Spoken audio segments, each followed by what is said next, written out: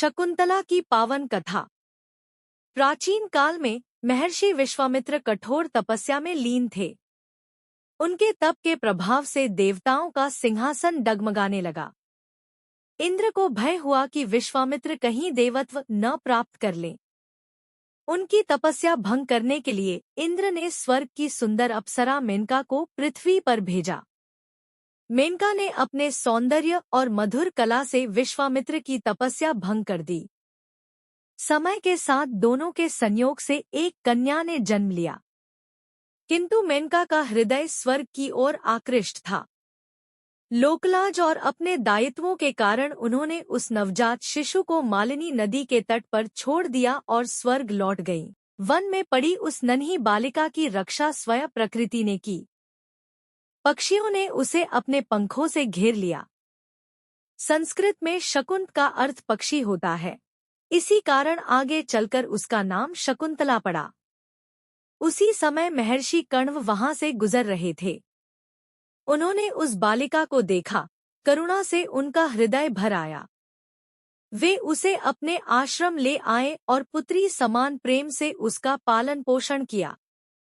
आश्रम की शांत, पवित्र और प्रकृति संलग्न वातावरण में शकुंतला एक सुशील, कोमल और तेजस्वी युवती बनी।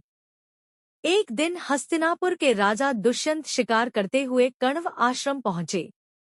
वहीं उनकी भेंट शकुंतला से हुई। पहली ही दृष्टि में दोनों एक दूसरे के प्रति आकर्षित हो गए।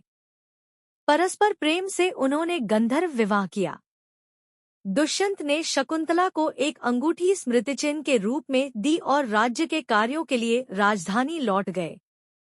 दुर्भाग्यवश एक दिन ऋषि दुर्वासा आश्रम आए। ध्यानमग्न शकुंतला उनके आगमन पर उचित स्वागत न कर सकी। इससे क्रोधित होकर दुर्वासा ने शाप दिया कि जिसके बारे में वह सोच रही हैं, वह उन्हें भूल जाएगा। शाप में यह भी कहा गया कि कोई स्मृतिचिन्ह ही उस स्मरण को लौटा सकेगा। समय आने पर शकुंतला अपने पुत्र भरत के साथ दुष्यंत के दरबार में पहुंची, किंतु शापवश राजा ने उन्हें पहचानने से इनकार कर दिया। मार्ग में वह अंगूठी भी नदी में गिर चुकी थी। अपमानित और दुखी होकर शकुंतला वन लौट गई। कुछ समय बाद एक मछुआरे को मछली के पेट से वही अंगूठी मिली। अंगूठी देखते ही दुष्यंत को सब स्मरण हो आया, प्रेम, विवाह और पुत्र।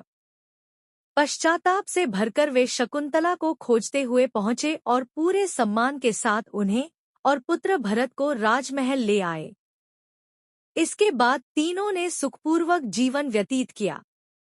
उनका पुत्र भरत एक महान, पराक्रमी और धर्मनिष्ठ राजा बना। उसी के नाम पर इस महान देश का नाम भारतवर्ष पड़ा। यह कथा प्रेम, त्याग, धैर्य और धर्म की अमर मिसाल है। Subscribe for more story.